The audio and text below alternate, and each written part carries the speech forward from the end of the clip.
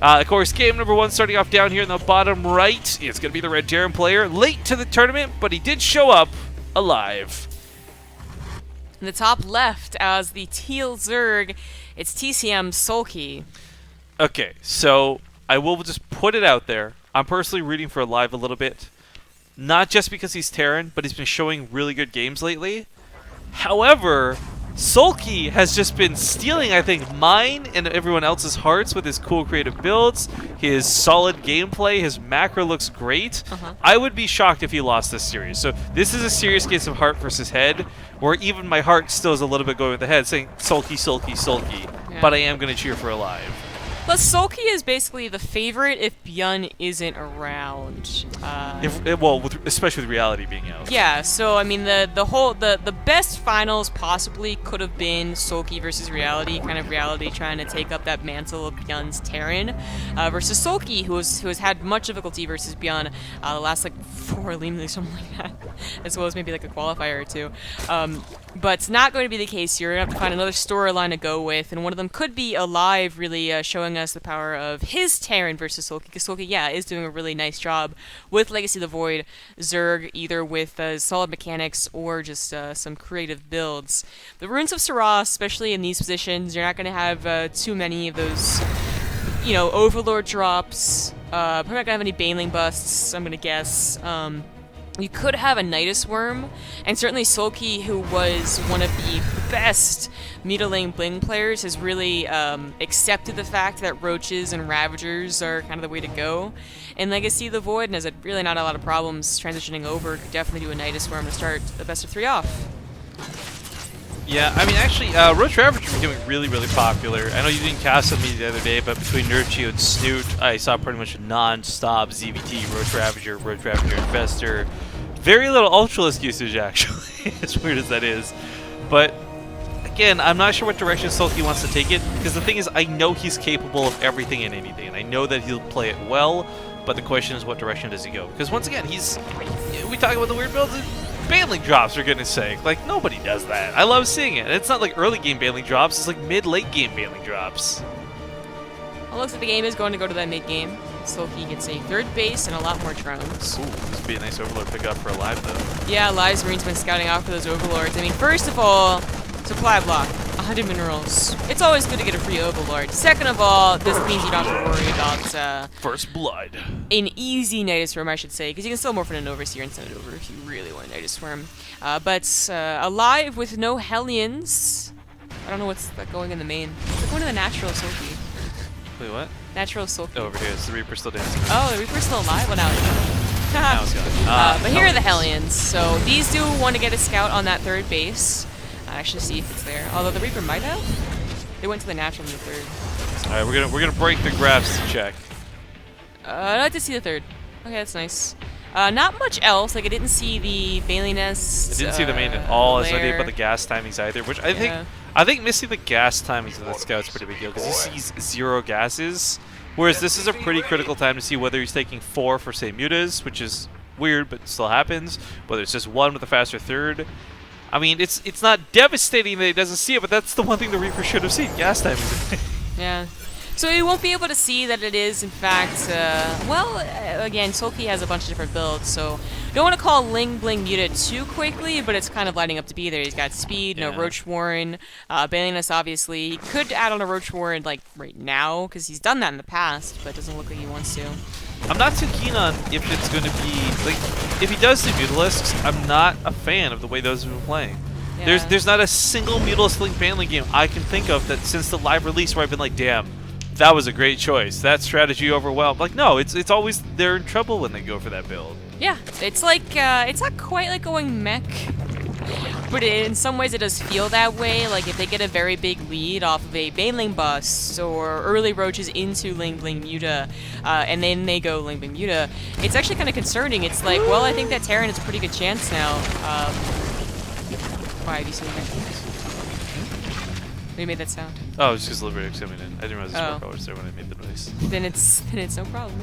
Yeah. But anyways, in that, yeah, you see a chance to come back because it has this weak little point that is like the middle of the mid game, right? Like the middest of this game you can do, where it just doesn't seem to use the larva enough. Even if you try and get like a macro hatchery, even hell, even 2 macro hatcheries, there just isn't enough ling bling, and the mutas are just not doing what they used to, harassing, keeping the Terran back.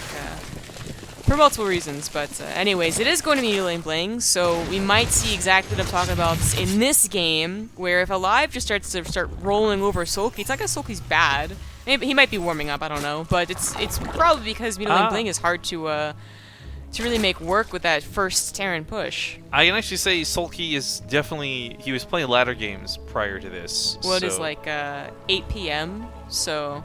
Well, I'm just saying, there's some players who just, they wake up, log on and play type thing, or just they're doing something else, log on and play. I know Soulkey was practicing prior to the tournament actually starting.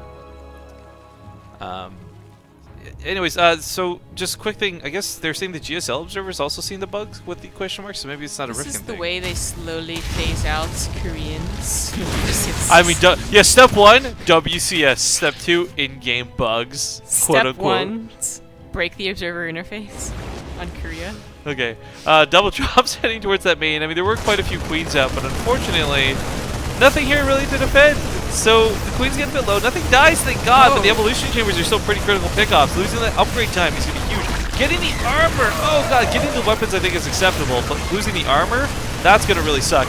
Mineral Line's playing really well into the favor here of Alive as well. He picks up to try and survive for another day. 2 more drops heading out, but this is that's looking for Soulkey. There's no more banelings.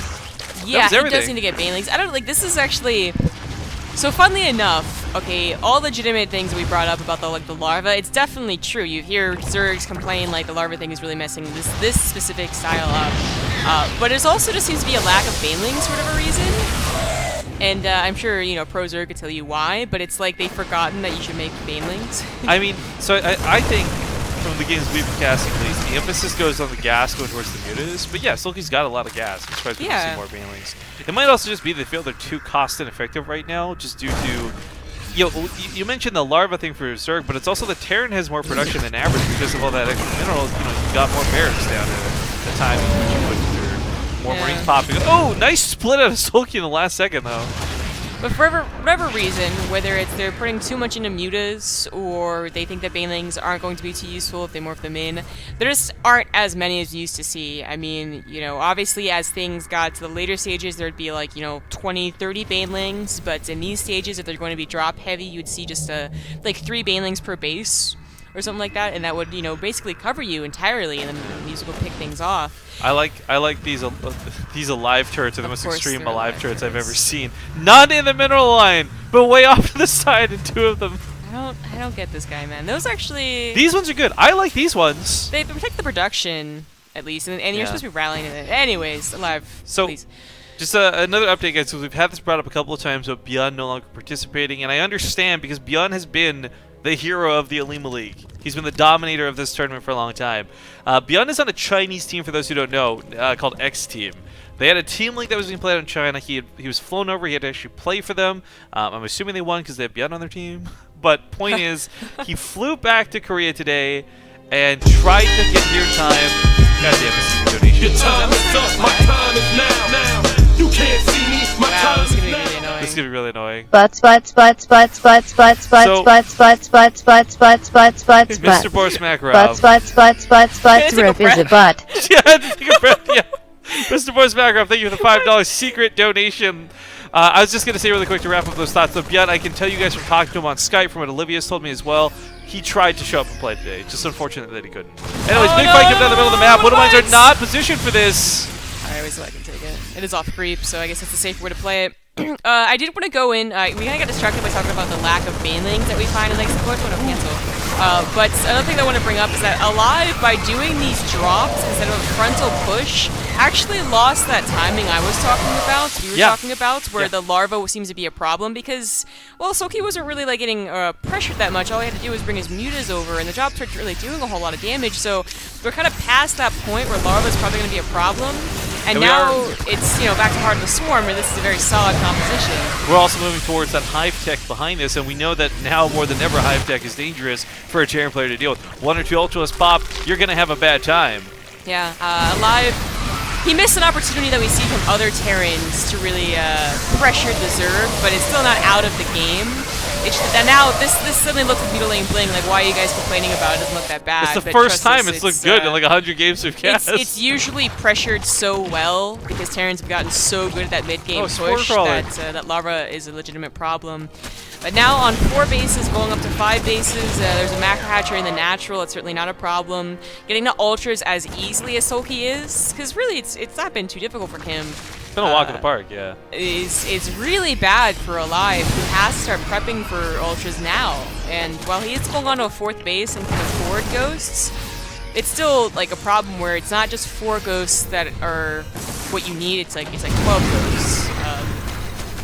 And then if you aren't pressuring with the ghosts in the bio, then they go to Broodlords, and it becomes a whole mess basically for the Terran. By the way, I missed how sexy Super Bright Banelings look. Because we put this back in the map mod, and then no one goes Mutilating Baneling. Because again, it's a bad strategy. It's the first time we've really got to see a lot of glowy-ass Banelings once again, but I hope you guys like it. Base Rate TV exclusive stuff. Another downside to Alive's pressure this game, which was based entirely on drops, is the creep spread was not ever pushed back. So that has been contributing to Soulkey's just dominance of this this game flow, basically. Like, again, the supplies aren't so terrible, but what were those awkward as fuck Banelings? they're very awkward, but even if the entire game doesn't look so bad, it really is this like the pacing of the game that's going so heavily into Soulkey's favor. Yeah. I mean, the worst part for Alive is you bet he feels like he's not doing too bad. Like, he's not taking great engagements, but, you know, the other thing, too, is he has been so scared of these Mutalisks, and they've never been on his side of the field. There are how many turrets? He's been forced to bait 9 turrets. That's almost 1,000 minerals. Almost wasted. And it's not like Soulkey scouted this and said, okay, well, I'm not going to attack with Mutas because I see those turrets. Like, he's just never seen anything, and he's not needed to. This time is a little bit too early, a little bit too ripe. That's why those Ultras taking some damage. Chitinous Plating not quite done. That was pretty loud. What was loud? Oh, the stupid John Cena thing. Yeah. God damn it, Mr. Boris Makarov! Alright. Oh, God. Oh, just caught in a big old clump right there. The Widowmines aren't really getting any good shots off. Doesn't it start spreading? How many mutas are there? 16 mutas. These are like, oh my god, that Widowmine was amazing! But even so, even with these great hits, as he kites down the Ultras, there's too many Mutalisks. And maybe those turrets are actually going to save Alive. I can't believe it. Turrets attack Ultras?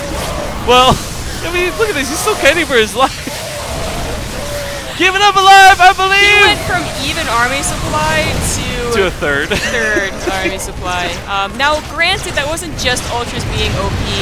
He was caught in a really bad position. He was caught entirely clumped up. He had to stim like 4 times, so his army was already dead by the time the Ultras finally got their swipes in. It was just not a good engagement, and besides all of that, he never went for ghosts. Like, well, he never scanned the main, I guess. Yeah, it's the pacing you were talking about. It didn't really look like it was getting to Ultras, because it looked like Soulkey was stuck on Muta Baneling. But that wasn't the case, and Alive is getting absolutely toppled here, and Soulkey... It's weird to compliment standard play as if it was something special, but this is something special. Congratulations to Soulkey. He'll take game number 1 in his best of 3. Yeah. So, really quick,